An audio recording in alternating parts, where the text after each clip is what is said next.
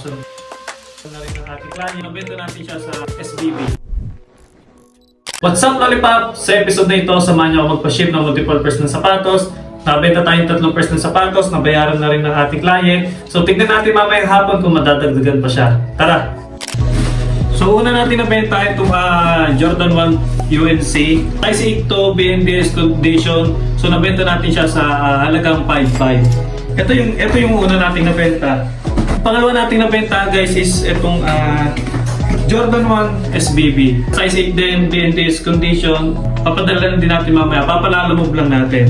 And ito guys yung pangatlong sapatos. Jordan 1 low black toe. So ganun din condition niya. Size 8 din. Yung napakaganda pa nito. No? So nabenta din natin siya sa halagang 5,500. So samahan nyo ako. Ngayong araw, may papalalaro tayong 3 sapatos. No? So, Jordan 1 black toe, Jordan 1 SBB. And ito yung isa, Jordan 1 UNC. So tatlo sila na nabenta natin ngayong araw. So 5,500 plus 5,500, 11K plus 5,500, 16,500. So yun, naka 16,500 tayo ngayong araw. Tara, samahan nyo ako.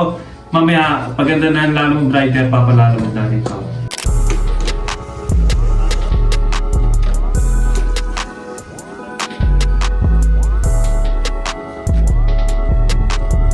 Guys, yung kunin to, size 10, brand new condition for 9,000 na lang.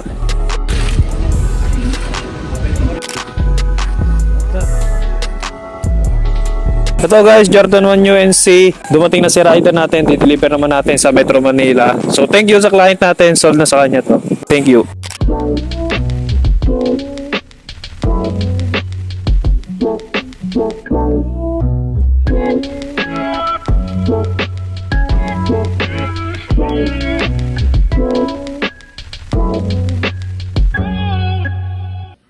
What's up, Lollipop? Ngayong araw, nakabenta tayo ng 4 na sapatos. Kanina umaga pa lang, nakabenta na tayo ng 3. At pagdating na hapon, nakabenta pa tayo ng isang Jordan 1 Low Cherrywood Bea pre-order. So nakabenta tayo ng 4 na sapatos. Una is yung black toe for 5,500. Sunod is yung SBB for 5,500. Sunod yung Jordan 1 UNC for 5,500. And yung Jordan 1 Cherrywood for 7,500. So ngayong araw, naka total of 24,000 tayo.